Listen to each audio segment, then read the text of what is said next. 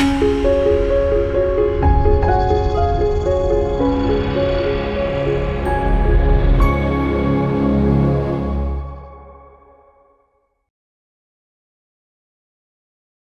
మాత్రం. నేను మీ journalist Navatha. Welcome to R voice. రాజకీయాలలో శాశ్వత శత్రువులు శాశ్వత మిత్రులు ఎవ్వరు ఉండరు.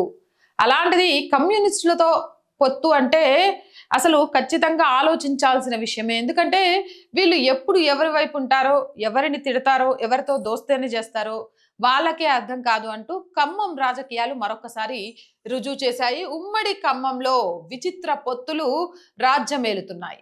మున్సిపల్ ఎన్నికల వేళ మారాయి మిత్రబంధాలు. సిపిఎం దోస్తి ఓవైపు బీఆర్ఎస్ తో, మరోవైపు కాంగ్రెస్ తో సిపిఐకి చెడిన స్నేహం వైరాలో బీఆర్ఎస్, సిపిఐ, సిపిఎం కలిసి పోటీకి సన్నాహాలు.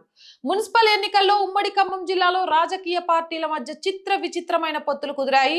ఈ జిల్లాలో సిపిఎం ఏకకాలంలో ఇటు అధికార కాంగ్రెస్ తో, అటు ప్రతిపక్ష బీఆర్ఎస్ తో దోస్తి కట్టింది.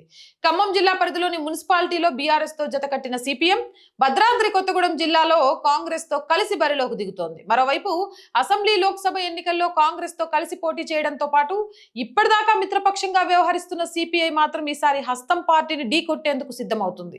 నామినేషన్ల ఉపసంహరణ గడువు మంగళవారంతో ముగుస్తున్న ఈ రెండు పార్టీల మధ్య పొత్తులు, చర్చలు ఫలించలేదు. దీంతో ఈ పార్టీల మధ్య మిత్రబంధం దాదాపు చెడినట్టేనన్న అభిప్రాయాలు వ్యక్తమవుతున్నాయి.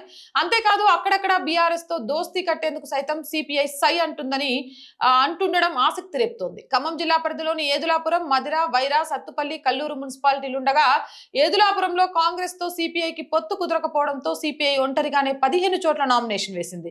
ఇక్కడ బీఆర్ఎస్, సిపిఎం కలిసి పోటీ చేస్తున్నాయి. సిపిఐని కూడా పొత్తులో కలుపుకునేందుకు బీఆర్ఎస్ తెర వెనుక ప్రయత్నాలు చేస్తోంది. ఇక మధిర మున్సిపాలిటీలో సిపిఐ 5 డివిజన్లలో నామినేషన్ వేయగా పొత్తు కోసం సిపిఐని కాంగ్రెస్ ఆహ్వానించింది. ఒక వార్డు ఇచ్చేందుకు సానుకూలత వ్యక్తం చేసింది.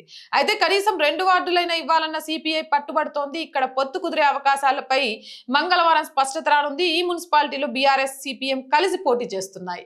ఇక వైరాలో ఈ రెండు పార్టీలకు తోడుగా సిపిఐ కూడా పొత్తులో చేరింది. దీంతో ఇక్కడ బీఆర్ఎస్, వామపక్షాల కూటమిగా కాంగ్రెస్ ను ఢీకొట్టేందుకు సిద్ధమయ్యాయి. సత్తుపల్లి, కల్లూరు మున్సిపాలిటీల్లో బీఆర్ఎస్, సిపిఎం కలిసి పోటీ చేస్తుండగా సిపిఐ మాత్రం ఒంటరిగా బరిలో దిగుతోంది. ఖమ్మం జిల్లాలోని మున్సిపాలిటీలలో బీఆర్ఎస్ తో కలిసి కాంగ్రెస్ పై కాలు దూకుతున్న సిపిఎం భద్రాద్రి కొత్తగూడెం జిల్లాలో మాత్రం అధికార పార్టీతో స్నేహం చేస్తోంది. ఇక్కడ కాంగ్రెస్, సిపిఐకి మిత్రబంధం చట్టంతో ఈ అవకాశాన్ని సిపిఎం అందిపుచ్చుకుంది. కొత్తగూడెం, అశ్వారావుపేట మున్సిపాలిటీలో ఈ రెండు పార్టీల మధ్య పొత్తు కుదిరింది.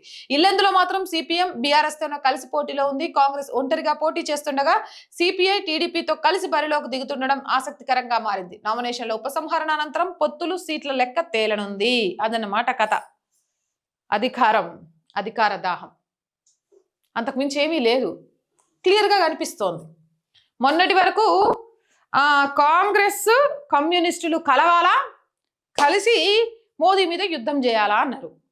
ఈరోజు అధికార దాహం వచ్చేసరికి నువ్వా నేనా, నాదా అధికారం నీదా, నాది కాకపోతే నీకు అవకాశమే లేదు, నీది కాకపోతే నేను అక్కడ దూరిపోతాను అన్నట్టుగా పొత్తులు మారిపోతున్నాయి. బీఆర్ఎస్తో పొత్తు పెట్టేసినాయి సిపిఐ, సిపిఎం, కమ్యూనిస్టులు. ఇక ఈ కమ్యూనిస్టుల గురించి నేను ప్రత్యేకంగా చెప్పాల్సిన అవసరం లేదు. భావాలు, ఆశయాలు ఎప్పుడో నిజమైన కమ్యూనిస్టులు అనేవి లేకుండానే చేశాయి. కేరళలో కమ్యూనిస్టులు సృష్టించిన రక్తపాతాన్ని పార్లమెంట్ సాక్షిగా సదానందనం మాస్టర్ చాలా క్లియర్ గా చెప్పారు. ఎంతమందిని బలి తీసుకుంది, జాతీయవాదులను ఎంతమందిని ఘోషపెట్టింది అనేది.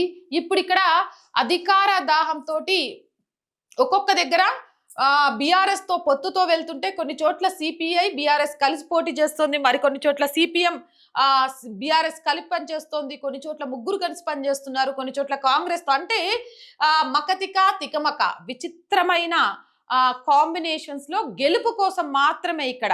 అంటే నిజంగా చెప్పాలంటే అధికార కాంగ్రెస్ ప్రజలని చాలా మోసం చేసింది. అటు బీఆర్ఎస్ విషయానికి వస్తే కూడా అది చాలా క్లియర్. 10 ఏళ్లలో రాష్ట్రాన్ని అప్పుల కుప్పగా చేసిందే తప్ప 10 ఏళ్లలో తెలంగాణకు బీఆర్ఎస్ ఎంత చేసింది అనంటే వేళ్ల మీద లెక్క పెట్టొచ్చు. దానివల్ల లాభపడ్డ 1400 మంది ఆత్మ బలిదానాలు చేసుకుంటే ఒక్క కుటుంబానికి కూడా తగిన న్యాయం జరగలేదు ఈ రోజు వరకు. కాంగ్రెస్ వచ్చినాక ఏమన్నా పద్ధతి మారిందా అంటే అదే తీరులో ఉన్నా కూడా ఆ ప్రజలకు ఏం చేస్తున్నారు, కర్షకులకు ఏం చేస్తున్నారు, కార్మికులకు ఏం చేస్తున్నారు కాదు ఇక్కడ కమ్యూనిస్టులకు కావాల్సింది. అధికారంలో గెలవడానికి ఎవరికి అవకాశం ఉంది, అధికారంలో ఉన్న వాళ్ళతో పొత్తు పెట్టుకుంటే మేము సేఫ్గా ఉండొచ్చు, హ్యాపీగా ఉండొచ్చు, మా పొజిషన్లు ఉండొచ్చు, మేము సంపాదించుకోవచ్చు. ఇది మాత్రమే అనేది చాలా క్లియర్గా తెలంగాణలోని ఖమ్మం రాజకీయాల్లో మరొకసారి చాలా క్లియర్ కట్ గా కనిపించింది. మరి మీరేమంటారు? మీ అభిప్రాయం ఏంటి? కామెంట్ సెక్షన్ లో పెట్టేయండి. మోర్ వీడియోస్ కోసం R voice group of channels, R voice, R political, R Samskriti మన ఛానల్స్ ఏనండి. సబ్స్క్రిప్షన్స్, వ్యూస్ రోజు రోజుకి తగ్గుతున్నాయి. కారణం ఏంటో తెలీదు. మేము చాలా మంచి కంటెంటే అందిస్తున్నాం. ధర్మబద్ధమైన కంటెంట్ అందించే టైంలో దీన్ని అడ్డుకునే వాళ్ళు చాలా మంది ఉంటారు. కాబట్టి కాపాడాలి అనుకునే వాళ్ళు చేయాల్సింది ఒక్కటే, ప్రతి వీడియోని లైక్ చేయడం, షేర్ చేయడం, వీలైనన్ని కామెంట్స్ చేయడం, ప్రతి ఛానల్ని సబ్స్క్రైబ్ చేసి సబ్స్క్రిప్షన్ సంఖ్య పెంచడం చేస్తారు అని ఆశిస్తున్నాను.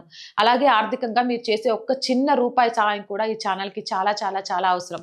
సో ప్లీజ్ దయచేసి ఆర్థికంగా చేయూతను అందించండి. ఆర్థికంగా చేయూతను అందించాలి అంటే సబ్స్క్రిప్షన్ పక్కనే జాయిన్ అనే బటన్ ఉంది. 1 to 5 లెవెల్స్ ఉన్నాయి. ఏదో ఒక లెవెల్లో సపోర్ట్ చేయండి. లేదా స్క్రీన్ మీద గూగుల్ పే, ఫోన్ పేతో పాటు అకౌంట్ డీటెయిల్స్ ఉన్నాయి. మీకు తోచిన సహాయాన్ని అందించవచ్చు. వ్యాపార ప్రకటనల కోసం 8328500576 నెంబర్ని సంప్రదించండి. వ్యాపారవేత్తలకు కూడా చెప్తున్నామండి, మనది మంచి ఫాలోయింగ్ ఉన్న ఛానల్. మీ వ్యాపారము మెరుగవుతుంది, ఆర్థికంగా మేము సస్టైన్ అవ్వడానికి కారణమవుతుంది. కాబట్టి సో ప్లీజ్ సపోర్ట్ అస్. జై హింద్, జై భారత్.